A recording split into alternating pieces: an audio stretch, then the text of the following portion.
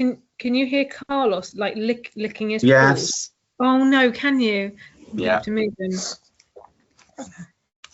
It's disgusting. But he's gonna cry.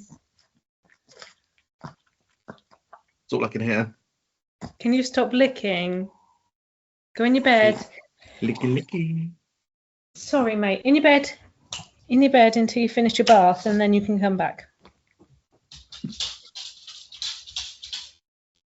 Poor boy. Okay, let's do it.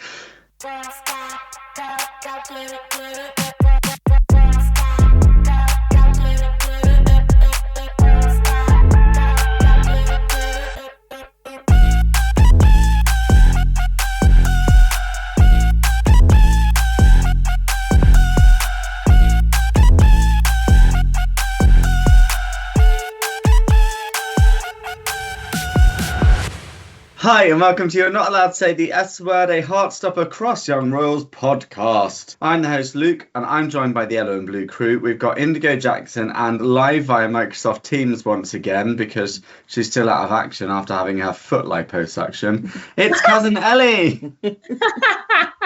I did not have foot liposuction. Is that even a thing? If anyone was going to pay for liposuction, surely you wouldn't do your feet first. Listen, I'm not here to judge anyone for the choices they may or may not have made. That's what I'm here for. Can I just point out that last week when it was just Ellie and me on here, she was lying down, phone like up her nose, double chin. And today, when we've got the three of us, suddenly Ellie's like, oh, I'm going to sit in my lounge and the beautiful artwork behind me and the sun just gracing my face, just lighting me perfectly. The difference in respect that you get compared to me is shocking. No, the only I'm making no effort really, but the only difference is that this week I'm in slightly less pain, so my foot needs to be elevated slightly like less high. So I'm not lying down, I'm sitting up with my foot up on cushions. That's all. Doesn't that feel convenient? Okay, anyway, what's good in your lives? That's an overwhelming quietness, and I think it's because it's been a really tough week. Yeah. Yeah, it's been. There's not been really anything exciting occurring. It's been a really tough week, and we need to talk about this. It's been tough, number one, because of the tragic death of Echo the dog, who played Nellie in Heartstopper. Yeah. That was very sad. Don't put Carlos on now while we're talking about a dog dying. He's invited How did Carlos outlive Echo? That's outrageous. Do we know how old Echo was? Yes, but I can't remember. But too young. Too young, yeah. I think 8 or 9. Oh, that is way too young. So the disgusting noises that you can hear are Ellie. Just be aware of that, everyone, please. Those slobbery, sloppy kind of noises. That's Ellie. That was a really wet sounding one. Yeah. Can you hear him? Him? Him? He's not really even doing anything. He's just breathing. Oh. With great struggle. Yeah, poor thing. So that was tragedy number 1 of the week. Tragedy number 2 of the week, Anthony Stewart Head, Giles from Buffy. I can't cope with that. It feels like the Buffy reboot is cursed, like fully cursed, because first Dawn went, then the reboot was cancelled, then Xander went, and now Giles. And I can't deal with another one. I can't cope with another one. Awful times, very sad. By all accounts, a really good guy. Did you hear about the story that came out about him with a trans fan of his? No. So apparently there was a fan of his who used to go and see him at like cons and things and take loads of photos and get loads of stuff signed. And then his fan transitioned. But after transitioning, all he had were pictures of him in his past identity and like signature and like messages with his dead name. And so Anthony Stewart Head invited him to his farm and spent like the whole day with him and took loads of pictures and wrote all of these messages out and did all these signings with his new name so that he didn't have to look back on his interactions and his memories with his dead name, his old presentation, and now could just see himself as the beautiful trans man that he is today with Anthony Stewart Head. Isn't that the most amazing thing? That's really lovely. That's Imagine- so lovely. I think he was a really good guy.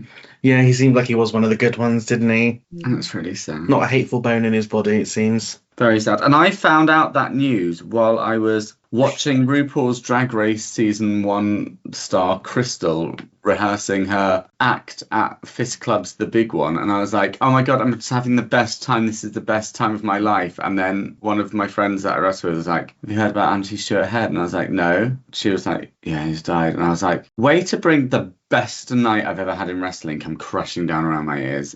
Horrific. So then I spread that to other people and ruined their nights as Of well. course. Yeah. You have to bring everyone down with you. I absolutely did. Now, another shocking thing, I've been recently rewatching series 1 of Will and Grace, and there's an episode in it in which Jack is celebrating his 29th birthday, and then they're all like, you're not 29, you're 30, and I'm like, oh my God, that makes me feel really old, because I think of him as old, but he's turning 30, and I am nearly 40, and that's horrific. But then they're like, because you were born in 1969, so you're 30, and then I'm like, oh my God, I remember watching this. How can he have been born in 1969 and be turning 30? That also makes me really old. And then I was like, oh, I wonder how old all of the actors were when they were doing it. And then it turned out Megan Mullally was 40 when she did the first season of Will and Grace. Shut That up. is only a year older than me. And now I feel really old. No, because she has aged like a fine wine. You could not convince me that that woman was 40 years old in that show.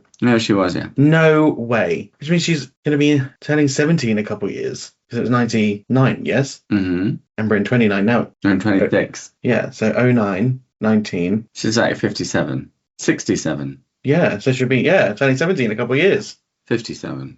67. 67? What's the maths, Ellie? Do the maths. I don't do maths. 67. 50 in 09, Mhm. 60 in 19. So yeah, that makes sense. Mm-hmm. Yes, that's right. You just confirmed with Google.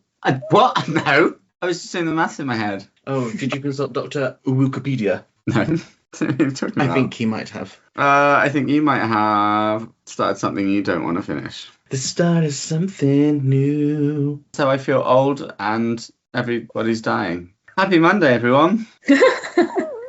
I'm so jealous of what have you got, Percy Pigs or something? Reversey Percy's. Oh gosh, they're superior. I prefer the non-reversey Percy. Yeah, I do. I don't think I've had these before, and I saw them in the shop. I was like, oh, I'll give them a go. And I'm not into them. I always like the foamy bit best. The foamy bit's the best bit. Yeah. This is all the wrong bits. I'm disappointed. I've ruined my life. What is going to go right for me?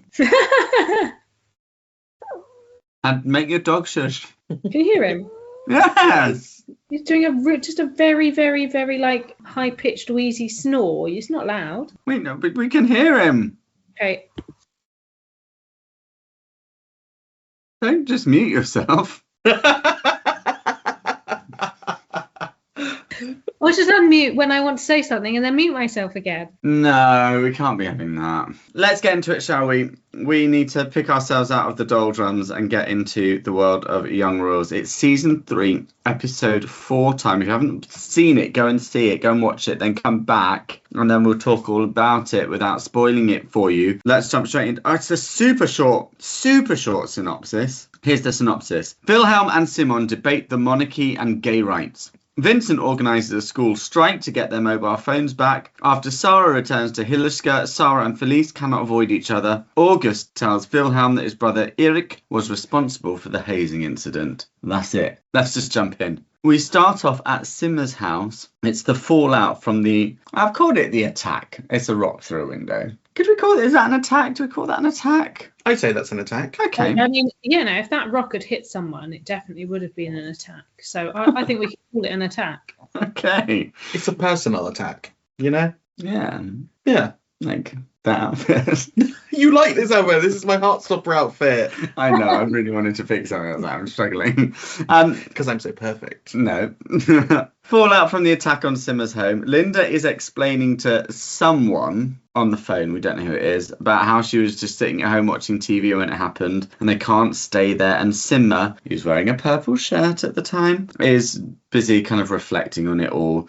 And I was wondering, is he starting to really consider now that there is, rightly or wrongly, there's a debate here, but there is a need to be aware of how he's using social media, and then just more broadly how big the situation is with him and Villa. Do you think that was a realization here, or am I being too hopeful? I don't think he's necessarily made the connection with the social media thing yet, but I do think he's started to see the bigger picture here. He looks so overwhelmed. I think he might be making the connection with the social media thing. I don't think he's at the point of thinking maybe I should have deleted my accounts and been more careful. Okay, interesting. A song Why by Bjoern plays as Simmer's then on the bus and having a little cry. I like this song. I like the song, and it made me choke up. Yeah. And his crying seemed very genuine. It was good acting. Good crying acting. Very well acted. Yeah, and we go back and forth. Him having a cry on the bus, Villa at school doing a bit of like anxious pacing and waiting. When Simmer finally does arrive at school, Villa races up to him to give him a big hug and says, "It's good to see you." That was sweet.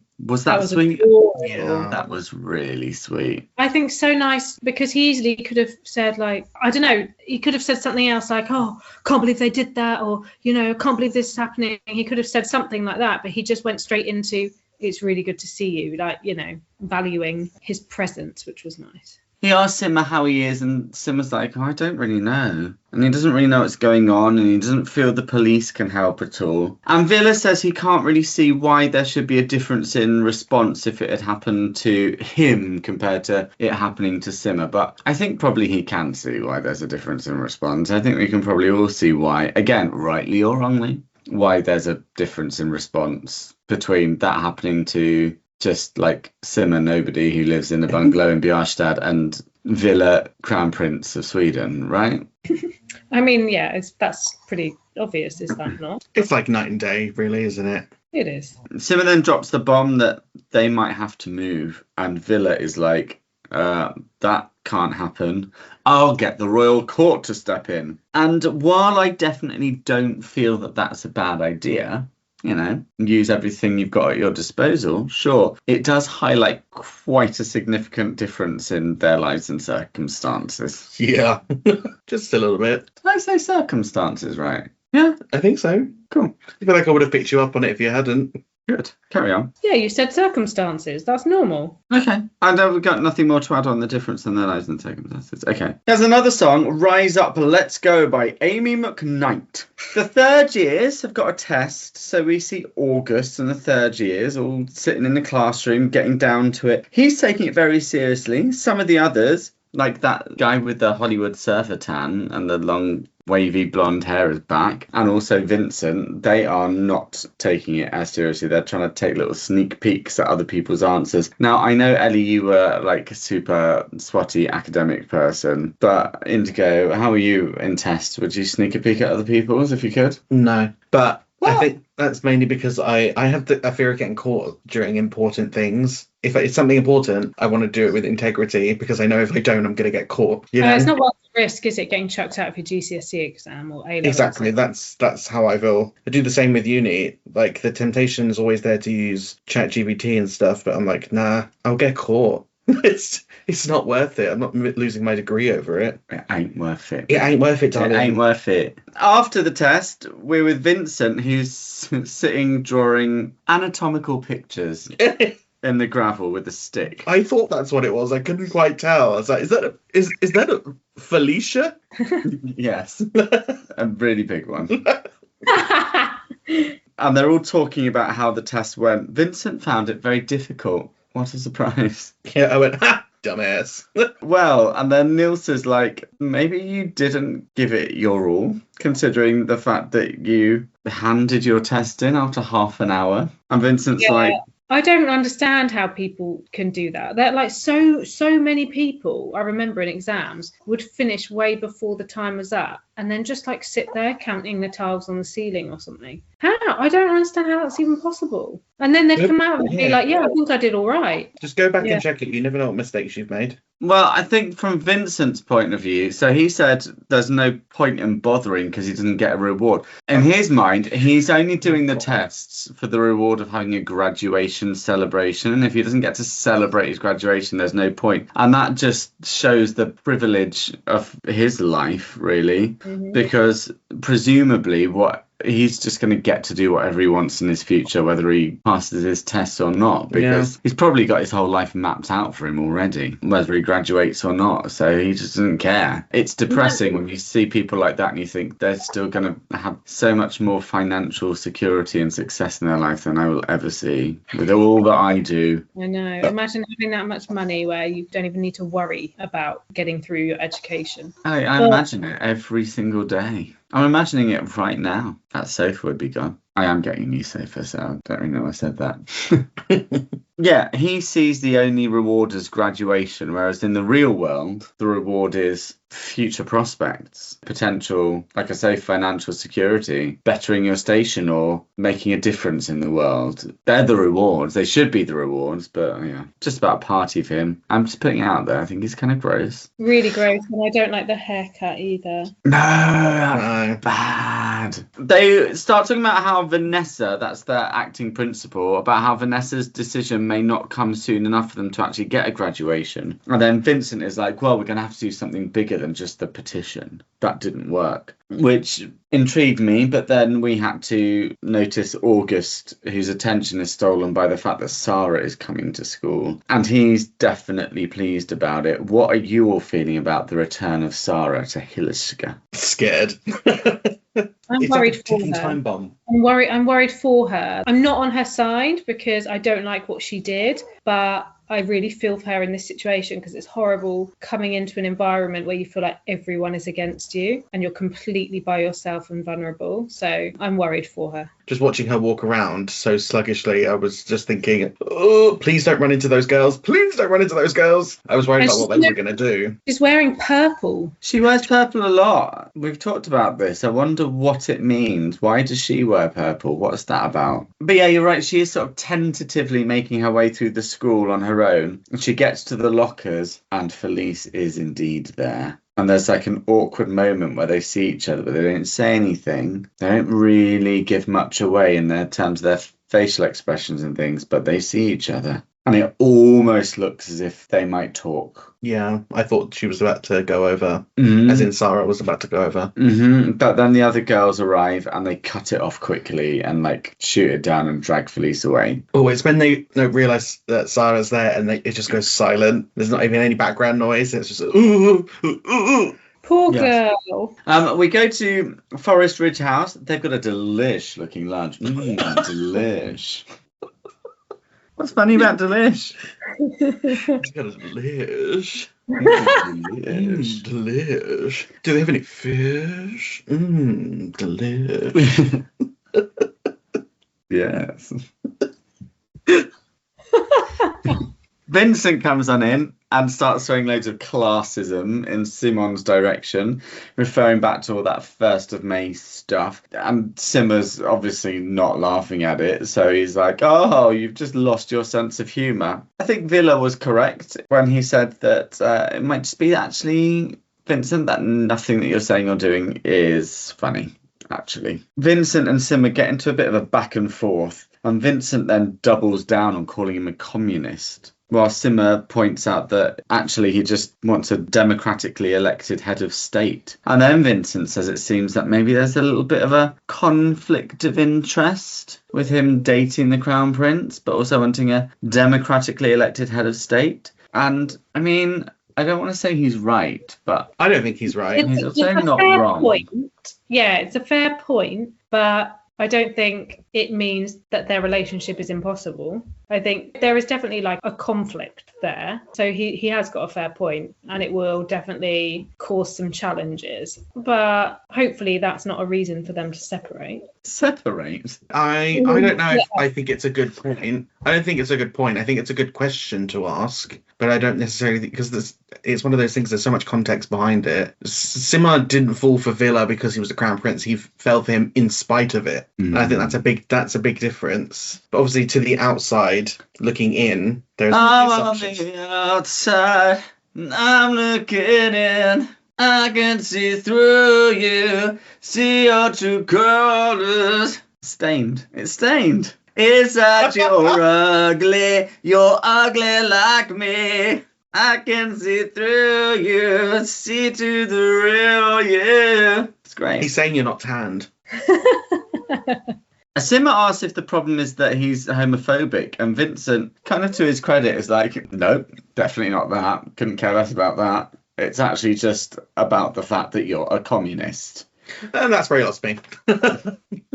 Yeah, I was on Villa's side when he called him pathetic. But then, just to twist it in another direction, suddenly that leads Vincent on to having an idea to hold a communist-style demonstration. So, okay. Hypocrite. You like hippos? I love hippos. Do you like hypocrites? Not so much, no.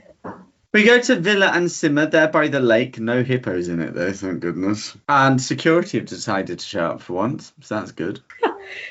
Off their 363-day holiday. Yeah.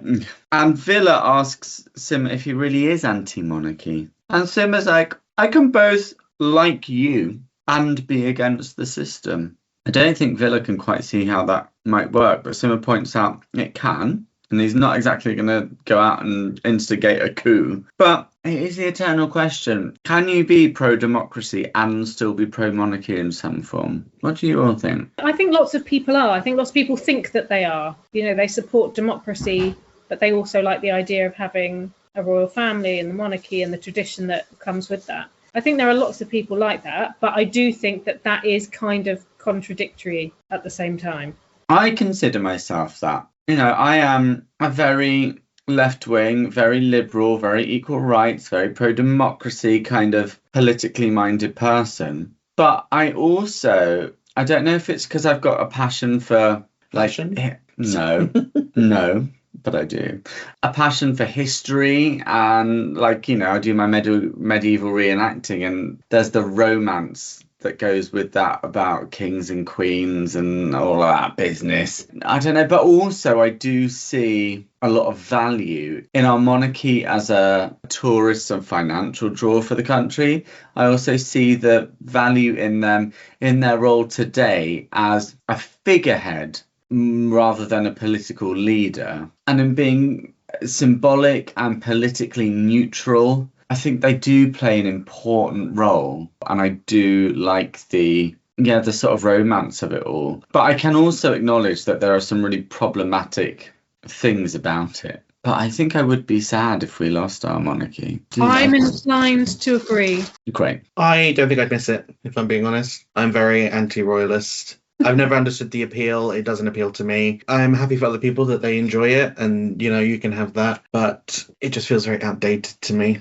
It does, but that's what I like about it. I don't think they bring in enough money into the country to warrant how much money they get from us. Well, that's where one of my biggest difficulties is with it. Yeah. Yeah. It's but difficult. it is mad how obsessed the wider world is with our royal family. Mm-hmm. Like, I couldn't believe it. Like, even everyone everyone all over the world knows exactly what's going on with our royal family and gets like super excited about royal weddings and this, that, and the other. And I can't believe that. I find it mad. It is wild because there isn't another royal family that gets that much attention, and I don't understand. I mean, I do understand historically why, in terms of like the way we spread ourselves around with our very problematic empire. But also at the same time, it is wild that ours is so much bigger globally than any of the others, really. Simmer asked Villa what he likes about the monarchy, and for Villa it's all about, like I'm saying, it's all about the history. They're one of the oldest royal families in the world. It's a symbol that unites people. Simmer's a bit dismissive of that, so Villa defends what is his job essentially, and a role that a neutral monarchy can play diplomatically. And as I say, that's what I think is really important about our royal family's role these days. And Simmer can see that he agrees with that, but he disagrees about the bloodline birthright bit of it all. And I kind of agree with that. Like, it's ridiculous that it should be somebody who is just born into a particular position that gets all of that. And he points out how unfair it is for Villa to not have a choice. Villa describes it as more as a privilege than a punishment. But yeah, I have a problem with the birthright thing. But then at the same time, I'm like, if you take that away and you replace it with something that is a democratic thing, then I think inherently you lose the ability for it to be politically neutral. So yeah, 100%. It's it really would be just difficult. like having a president, wouldn't it? And and then there is mighty danger with that person elected being someone like Reform. Exactly. Ah! Yeah, like I say, I think the most important thing our monarchy does is play a politically neutral role in diplomatic situations, and there's been a lot of evidence through the 20th century and the 21st of that being a real game changer in some very potentially volatile situations. So yeah, I don't know how you could get that through a different setup, but it's not up to me to make those decisions, so it's fine. Simmer also has observed the impact it has on Villa. Who's that? Is that Pat? What's his name? No, Nadia. No, it's not Paul. It's Nadia. Is going for. Well, it's meant to be going for a run, but she's got as far as going outside the front door, and she's just standing still, like trying to psych herself up to actually run. So I was trying to wave her off. Rather her than me. Simmer's observed the impact it has on Villa, and I wondered whether there was a little bit of doubt creeping into Villa at this point. Did you all notice any? I do feel like the incident with the rock through the window, the hate mail. The rock? Yes, well, what the rock is cooking. I feel like that's definitely made him sort of question things slightly, made him think a little bit more deeply about how much he might have to sacrifice. So I'd be questioning things if the rock came through my window. I'm curious as to, because I can't read him at the moment. I'm torn between. Have you tried Braille?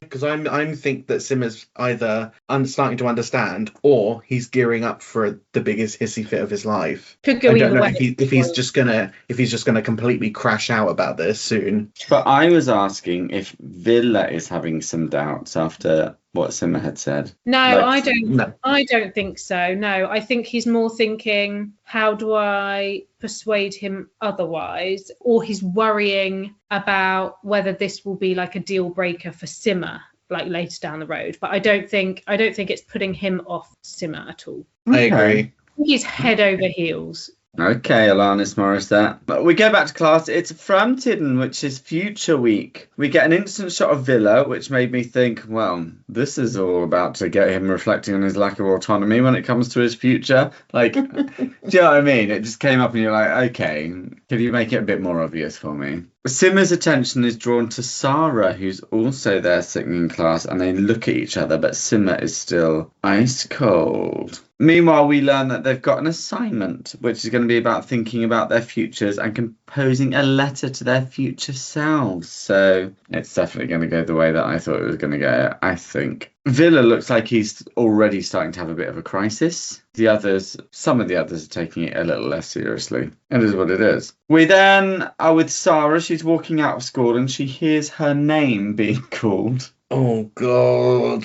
And it's August scampering over like a little dick. Can we talk about his run? Yeah.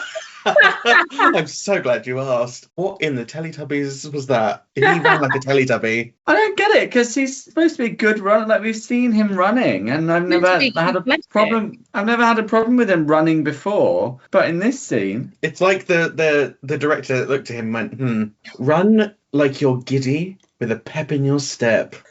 The cringier, the better. I was wondering whether they were trying to make him look cute. I think they were. I think they're trying to get us to feel sympathy. Yeah, that was probably the idea behind it. But it just made him look silly. It just looked a bit pathetic to me. Yeah, didn't work. He's so happy to see her back with his little side parting. And she's like, oh, you're the only one. And I saw a little bit of a smile when she said that. Did you? I did. I think she cracked a very, very faint smile during this conversation. And I was like... Maybe she was just holding back a sneeze. I don't know. She did seem to open up a little bit. Oh. In this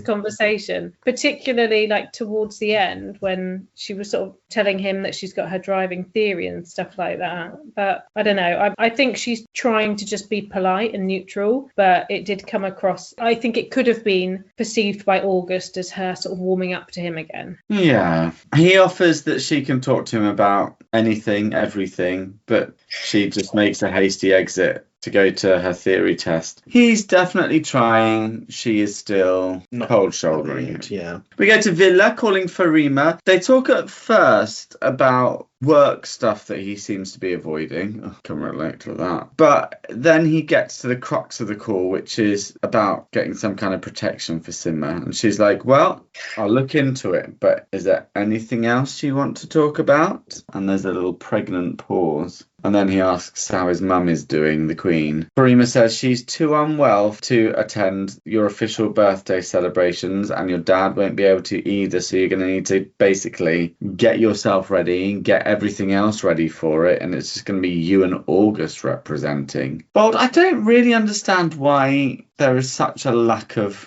royal family to call upon. I thought this too. I thought, is there literally nobody else that could be there instead? No, why does it have to be August? He's got no aunties, no uncles, no grandparents, no cousins. He just doesn't seem to have anyone. Except for this one second cousin. Yeah, he's not even a close cousin. He's like a really distant cousin, isn't he, really? It's like a second cousin, yeah. Our royal family get married to closer relations than that. You can't say that. You can't say They don't do that anymore. Don't they? Well, the ones we know of don't anymore. Yeah, it's obviously great for him. He's really happy about it. Brackets. No, he's not. He's furious. And she's like, well, we'll send the security to Simon and you will do the work you need to do, which sounds a little bit blackmail-y to me. But then he barters back. He says, okay, but then I want Simma at my birthday stuff too. That feels very big. For kids their age, he's 16. No matter what his sexuality is, to be 16 and saying, oh, I want my partner, my boyfriend, my girlfriend, whatever, to be at my official royal birthday celebration events. It's like, I can't see any royal family being okay with that. You'd go, not until this is a potential life partner. I think normally, yes, I would agree with that, but he's already done the big special announcement thing. If he then didn't bring him, I feel like that's what would get questioned. Oh, you made this big hoo-ha. Well, where is he? That is true. I think now that the announcement, I think it's the initial announcement that is normally the big thing that they would normally wait for, but cat's out the bag on that one. Yeah. What's the harm? Okay. I was going to say, balls out the sack on that one. No, that's not even a saying. It's not. You're right. She says, we have an agreement, and it's on. We go to Simmer's. Oh, it's Jan Olof. Haven't seen him for a while, not since Ep 1. Jan Olof and Farima, they're both there. They just seem to have arrived on the same day. How close to the palace is Simmer's house? It must be very close. I would imagine so. It doesn't look like the kind of place that is near to palace. Do you know what I mean? Yeah, it seems strange that a palace would be located like right next to Bjorstad. But also time continuity sometimes a little bit. But also like But also not just a palace, but a palace that is the main residence of the Queen. The Queen just happens to live on the outskirts of Bjorstad. It seems a bit much to me. Unless they helicoptered in and landed in that field behind Simmer's bungalow. Somehow I doubt they'd want to bring that kind of attention. Maybe. They're talking to Linda and Simmer about the threat level to the Crown Prince, particularly from right-wing groups. That was the best mistake you've ever made. And what that threat might mean for Linda and Simma. And Linda says that she's considering moving, but Simma doesn't want to. I think we all know why. I don't care about putting us all in danger. I don't want to move. I don't want to move away from my boyfriend. Is anyone else finding it weird that Linda doesn't seem at all bothered about like getting Sarah back home? I know this is like unrelated, but I just feel like it's really strange that if your daughter like moves out in a huff and goes to stay with her like alcoholic or drug addicted dad, as a mum, wouldn't you be trying really hard to kind of get her back home safe where she belongs? No? Well, I mean, we don't know she's not. Well, I suppose, yeah, we just don't see it. Yeah, I suppose it's just priorities just shifted temporarily. Mm. We're trying to further the plot here, Ellie. Yeah, Ellie. Jan Olaf says he doesn't believe that their ground floor living situation is ideal. That's a nice way of saying you live in a really dump of a bungalow and it's not safe. Farima has arranged for... And by the way, I like their bungalow. I'm just throwing that out there. I'm just reading in the context into what I felt he was getting at. Farima's arranged for security to take Simma to and from school and is giving them a direct line to basically a response team should anything happen. And Simma's like, yeah, let's do that. And Jan Olaf says, great. But Simma, you have to play your part now. You need to have a very low profile, no social media, no demonstrations, no music being posted out there. You need to delete your social accounts. And it seems that finally he's got the message. Finally, someone's giving him the strong message. Do you think he would ever have accepted that message from Villa, or did it need a stern adult to come in and make that happen? I think it needed someone external to come in. And I think the only reason he's sort of like opened up to it now is obviously for the like safety of his mum and his home and stuff. And obviously the fact that they're willing to provide some kind of form of like protection basically and look after them, but in return he needs to do his part. So I think that that's kind of what swayed him. I don't think he would have agreed so easily if there wasn't that side to it, that end of the deal. We're with Sarah arriving back at Mika's. He wants to know how the theory test went. She's all like glum, so he thinks not well, but it turns out actually she nailed it and he's really happy. And then he gives her a big hug and then apologizes for it, and I felt that bit sad. I felt so sad about that. I thought that was really sweet. It's just a shame that he felt like he couldn't do that. But yeah, obviously with their kind of like history or lack thereof, you can kind of understand why Sarah might have been a bit like, what's going on? She just generally doesn't seem particularly positive, I think. The return to school has made her feel a bit blue, hasn't it? We go back to Simma. He's scrolling through his own Insta. Now, I was sitting here and I was thinking, does he really have to delete his socials? Can't he just make them private? Why can't he just do that? That's a very good point. Also, what's already out there, like people will have taken screenshots or what, you know, like you can never, once something has been seen, you can't really like hide that away again, can you? So yeah, I don't know.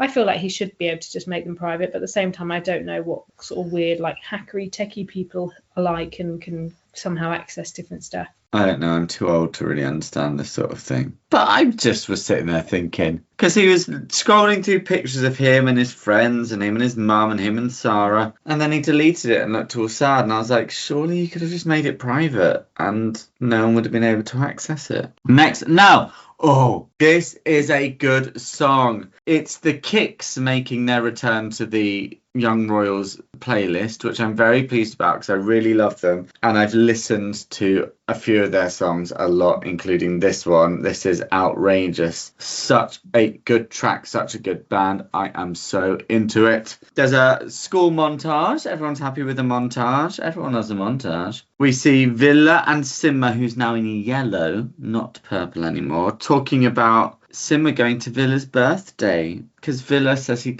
simply can't handle it without him. And then they look at suggestions for what his foundation that he's got to set up as part of his like Crown Prince school stuff is going to be. The royal court want him to direct his attention towards sort of sport and health to fit like a traditional narrative. They also had suggestions for like the arts, and I was like, yeah, go with the arts. Simma says it's a chance for him to show what he really cares about, so maybe mental health for young people or LGBTQ plus stuff. which he pushes quite hard. I was like, be careful, Simi, you're starting to sound like us, pushing this agenda on young people. Stop it. And Villa says whatever he chooses can't be seen as a political statement, which he's right, and it's wrong that that's the case. I say that he's right about the LGBTQ plus stuff. It shouldn't be a political statement, but it will be seen as that. But the mental health for young people, I don't understand why you couldn't have gone with that. I thought that was a good idea, yeah. Yeah. That would have been perfectly fine. I think he was more talking about the LGBTQ plus stuff. Yeah. Our Crown Prince, William and Kate, they are big advocates of mental health stuff. So was Harry when he was a working royal. I think that would be perfect for him. I don't know why he dismissed it so quickly. But yeah, he is focusing more on the LGBTQ plus stuff, of course. And then he also gets a little bit defensive and he's like, so what? I'm supposed to be an advocate for all queers just because I'm in love with you. And this feels like something we've talked about before. Do we want to say anything more on it? Didn't like that. Didn't like Yeah. But did we not also say, like, it is fair if people just want to live their truth openly, but without having to be a big statement and representation for everybody else? I think that's absolutely fine. But I just think the way he said it wasn't what he said necessarily, but the way he said it sounded a bit yucky. So is you with your dog making that noise. I think because he said it as well from such a place of privilege. Yucky. Sorry, carry on. I was just making sure we're all ready. It was Ellie's fault. I think because he said it from such a place of privilege, and as Simma had just said, you could actually make a difference and a change for the better for everyone. But that also means he has the ability and the power to just not. And the fact that he'd rather do that, I think, is quite unfortunate. But then this is the difficulty, because do we then say that, and again, I feel like this is a conversation we had before, do we then say that, well, if you identify in a certain way and you're in the public eye, you automatically have a responsibility to be a loud advocate for your community? Are you then not allowed to just sort of quietly exist as you are? It's difficult because I feel like people should be able to quietly exist as they are, and that should be enough. But at the same time, I just feel like there is an element of like responsibility. Like you said, if you're already in the public eye, there is impact that you can make. There are things small things that you can do or say that would make a big difference. And I do feel like there is an element of responsibility. Yeah, for them I agree.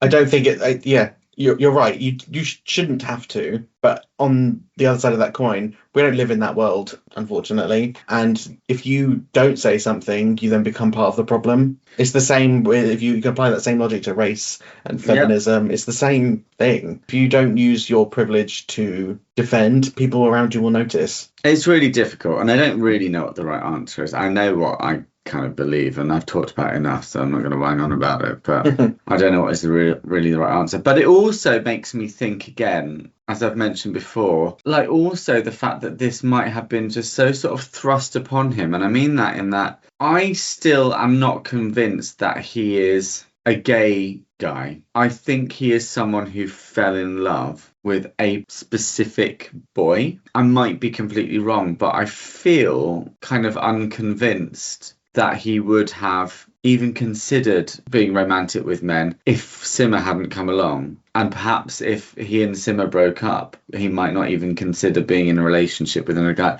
I don't know. Maybe I'm wrong. Maybe he is. Maybe he's like, yeah. But I just kind of feel like he's not. I feel like, again, he would probably, if he didn't have to not label himself in any way, he would just say he's just in love with this particular person. Maybe, but then his attraction to Simma was before he got to know him. So I don't know. I don't think he's gay either. I think maybe he is, I would assume, bisexual. Yeah, I don't know really. It's not for us to know. Who cares? It's not for us to know. But then again, like, because maybe this snuck up on him, and because maybe this is all tied up around one particular person rather than like a whole, and I hate the word for it, but quote unquote lifestyle, then maybe that makes it is part of the reason why it's difficult for him to want to stand up and sort of go out and represent a whole community, because maybe actually he doesn't represent a whole community. He just represents himself in this one particular relationship. But we all represent one part of the community, and he's included in that. Just because he's not the queerest, it doesn't mean he's not part of it. He's dating a man, he's part of the community, whether he likes it or not. I think he doesn't really know himself what he is, what he identifies as. I think he, like Luke said, is just thinking about the here and now and the fact that he's attracted to Simmer. And that's enough for him at the moment. Like, he doesn't really need to think past that. Here and now. The Steps musical. Yeah. Villa understands where Simmer's coming from, but he's like, this is just not how it works. He can't take a stand. He can't be political. And unfortunately, we still live in a day and age where being queer is political. It's a political thing. Shouldn't be, but it is. Yeah. He says that people knowing he's in love with Simmer is already making a big difference. And he's like, is that not enough? And I mean, isn't that just a big old question? Like, I don't know the answer. Is that enough? Is it enough to be in that place and shine that public light on things? Is that enough? It's definitely something that will have a big impact, but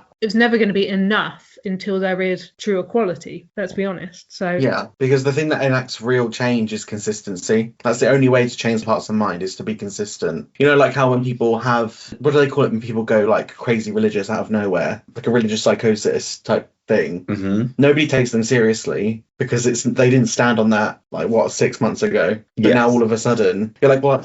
Well, where was this 6 months ago when you were talking about the opposite? Well, where has this suddenly come from? I think this is genuine. Consistency works better, is what I'm saying. Simmer seems a bit resigned, but then when Villa says, I can't be bothered, I'll take sports and health, he also just looks upset. And I think I'd be upset as well. Like, even if you're not going to go down the LGBTQ plus route, there are so many more options you could have taken that would have represented something at least. And you're like, nah, I'm just like the mental health one. Just missing an opportunity to make a difference, really. I think this really highlighted a core difference between the two of them, a morality difference. Like, I don't think if Simmer was in that position, I don't think he could just take that decision lightly. He clearly considered it and really wanted his voice to be heard there, and it was completely dismissed. Yeah. Because Villa didn't care about it. We go back to Sarah. She's doing her future letter, but she sees the girls coming and she dips. Felice comes in, sees that she's left something behind, and she picks it up. Boom. Short scene. Done. We go to the third years. Now they're getting their future letters back, the ones that they wrote when they were first years. And what they're going to need to do next is write a letter reflecting on it and if their plans have changed at all. August seems a little pensive about opening his. Vincent is a bit more focused on his plans for getting a demonstration up and running, because he's the communist now, it seems. We get another song, Big Mad by Jade Josephine. This wasn't on Amazon Music, so I couldn't add it to my playlist, but it must exist somewhere. And that accompanies a montage of the news spreading about a gathering in the big hall after lunch. Quick, gathering in the big hall after lunch. Gathering in the big hall after lunch. Guys, gathering. Vilmon are busy studying when Henry bursts in. What did you think of his tie-dye jumper? Did you spot it? I didn't really notice. I was too busy looking at his hair. I love his hair. Guys, go back and watch it again. Check out his tie-dye jumper, because I'm not sure how I feel about it. Tell her to shush too. Good grief. Coming over here, interrupting our podcast with our Polish coughs. Outrageous. They should have kept her in Canada, wherever she was, America. Don't worry, she's on a visitor's visa, so she'll be probably deported at some point. Good. Well, I'm looking forward to it. Good. Pack your bags. Yeah, Henry rushes in and demands that they all gather in the hall because the third years want them to. So off they go like little sheeple. God, it's like when a year 7 goes into a class full of year 11s. And it's like the whole, when they take them under their wing almost, but it's like really cringe when you're perceiving it. Like, I imagine the teachers would see something like that and be like, that's so cringe. Third years want us to go into the hall. It's very important. We got to go. Like that vibe. Yeah. It's funny. It made me laugh.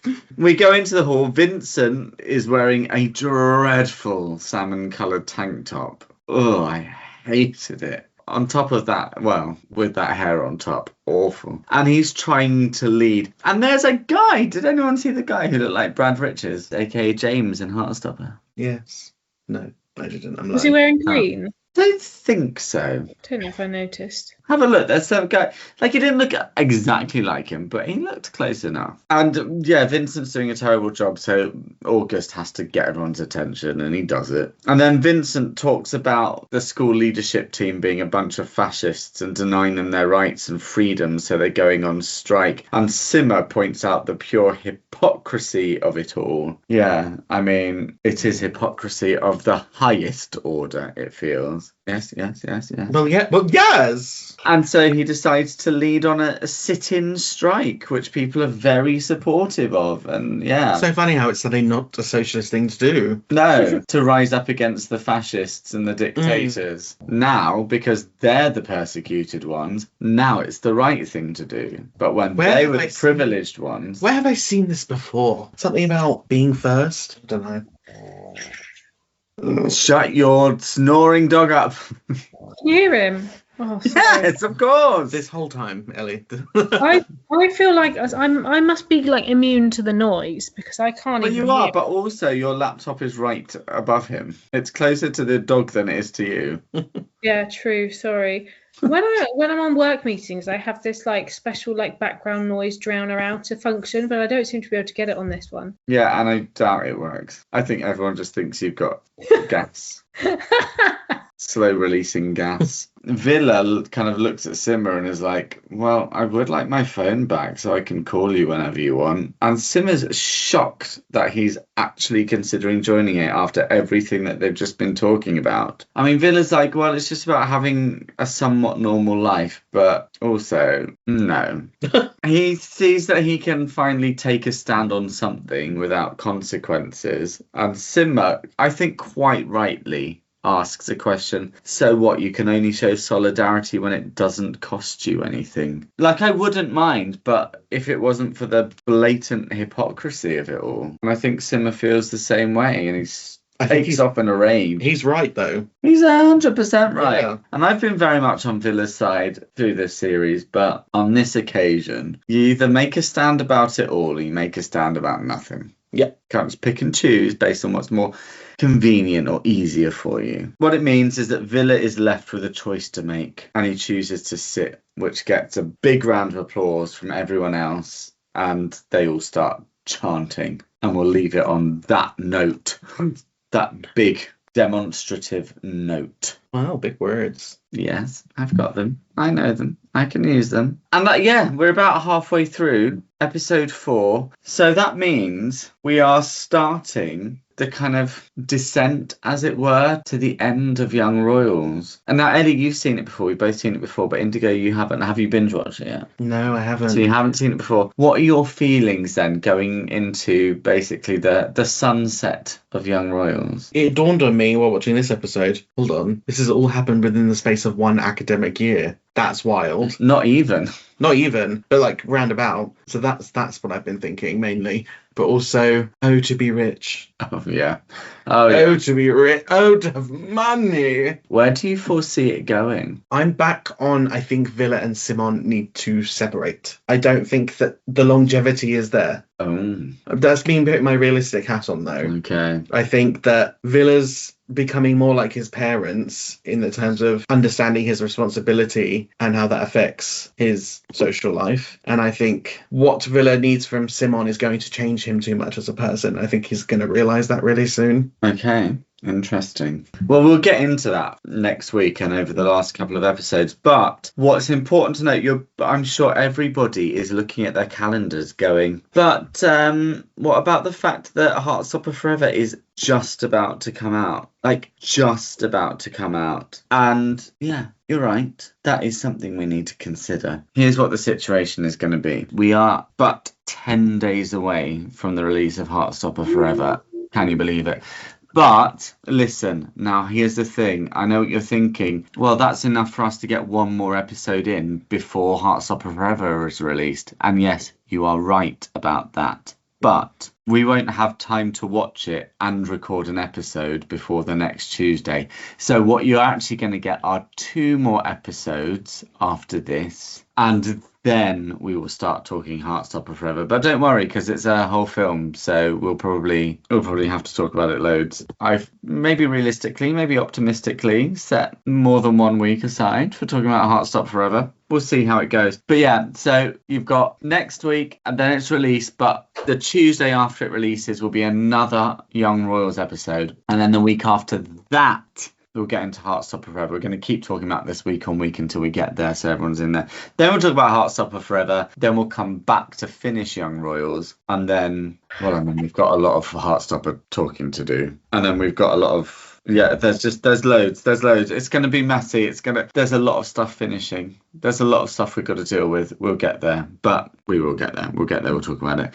So that's what's happening. That's it. We are still talking about Young Royals for now. Next week, we'll be back with the second half of episode 4 of season 3 of Young Royals. If you want to join in with the conversations, you know where we are. We are on Insta at a Heartstopper Podcast. We're on our Facebook group. We'll be back next week to talk more Young Royals. In the meantime, take care, stay safe, and goodbye.